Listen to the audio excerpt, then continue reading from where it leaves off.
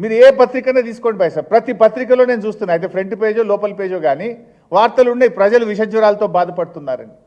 ఇలా ప్రభుత్వ ఆసుపత్రుల్లో మందులు లేవు భాయ్ సాబ్. లాస్ట్కి పోతే ఉస్మానియా ఆసుపత్రి ప్రాంగణంలో 3 ప్రైవేట్ మెడికల్ షాపుల్లో విపరీతంగా ప్రజలు ఇలా మందులు కొనుక్కునేటువంటి పరిస్థితి. గాంధీ ఆసుపత్రిలో ఏ మెడిసిన్స్, సింపుల్ మెడిసిన్స్, క్లోరోమోజల్, నాక్ 40 mg, గ్లైకోమెట్,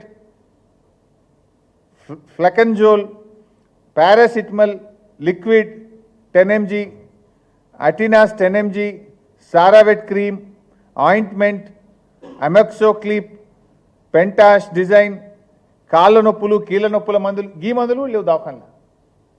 అసలు మందు ప్రభుత్వ ఆసుపత్రుల్లో మందులే లేవు, బయటకు రాసే పరిస్థితి వచ్చింది. మీరు రివ్యూ చేయాల్సింది ఏంది?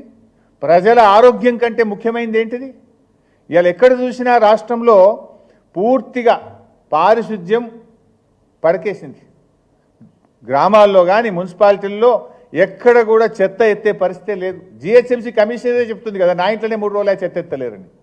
ఇక ప్రజలు కూడా పట్టించుకోవాలి. ఇవాళ మా పల్లా రాజేశ్వర రెడ్డి గారు వాస్తవానికి ఆయన ఒక ఉద్యమకారుడు, నిక్కచ్చిగా నిజాయితీగా తెలంగాణ ఉద్యమంలో పనిచేసినటువంటి నాయకుడు పల్లా రాజేశ్వర రెడ్డి గారు. తెలంగాణ ఉద్యమంలో పోరాటం చేసి ఎన్నో కేసులు అరెస్టులు అయినటువంటి నాయకుడు పల్లా రాజేశ్వర రెడ్డి గారు. ఆయన ఆనాడు ఉద్యమంలోనైనా, మొన్నటి ప్రభుత్వంలోనైనా, నేడు ప్రతిపక్షంలోనైనా ప్రజల పక్షాన ఒక నిబద్ధత కలిగిన, నిజాయితీ కలిగిన ప్రజాప్రతినిధిగా, ఒక కార్యకర్తగా, ఒక ఉద్యమ నాయకుడిగా పనిచేసినటువంటి నాయకుడు పల్లా రాజేశ్వర రెడ్డి గారు. కానీ ఇలా రేవంత్ రెడ్డి గారు కొంతమందిని టార్గెట్ పెట్టుకొని ఇలా ఆయన పార్టీలో చేరాలి, అయితే కండువా కప్పుకోండి, లేకపోతే మిమ్మల్ని ఇబ్బంది పెడతాం, మీ మీద అక్రమ కేసులు పెడతాం, మీ ఆస్తులు కూల్చేస్తాం అనే ధోరణితో ఇలా రేవంత్ రెడ్డి గారు ప్రభుత్వం పనిచేస్తూ ఉంది. మనకు కనబడతలేదా? పటాన్చెరు ఎమ్మెల్యే మహిపాల్ రెడ్డి గారి మీద అక్రమ మైనింగ్ కేసులు పెట్టి నువ్వు 300 కోట్ల ఫైన్లు వేసి ఆయనను నానా ఇబ్బందులు పెట్టి ఇప్పుడు కండువా కప్పినవి అయిపోయింది. కండువా కప్పంగానే మైనింగ్ కేసు అటకెక్కింది, కేసులు మూలకపడ్డాయా లేవా? అదే రకంగా నువ్వు పల్లా రాజేశ్వర రెడ్డి గారి మీద ఒత్తిడి చేస్తున్నావు, పల్లా రాజేశ్వర రెడ్డి గారిని ఇబ్బంది పెట్టాలని చూస్తున్నావు.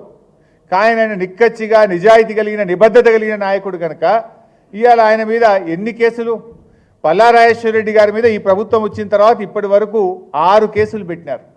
చివరికి ఆయన భార్య మీద, ఆయన పిల్లల మీద కూడా అక్రమ కేసులు పెట్టినారు. చీమకు కూడా హాని చేయని కుటుంబం ఆ కుటుంబం అట. ఆయన భార్య, ఆయన కొడుకు ఎవరి మీదనో దాడి చేసిందట. దాడి చేస్తే దాని మీద అక్రమ కేసులు. అసలు దాడి చేస్తే మరి ఆధారాలు ఉండాలి కదా. ఏదో ఒక రకంగా మానసికంగా ఇబ్బంది పెట్టాలి, పొలిటికల్గా ఇబ్బంది పెట్టాలి, ఆర్థికంగా ఇబ్బంది పెట్టాలి అని రకరకాల కుట్రలకు రేవంత్ రెడ్డి గారి ప్రభుత్వం ఇవాళ ప్రయత్నం చేస్తూ ఉంది.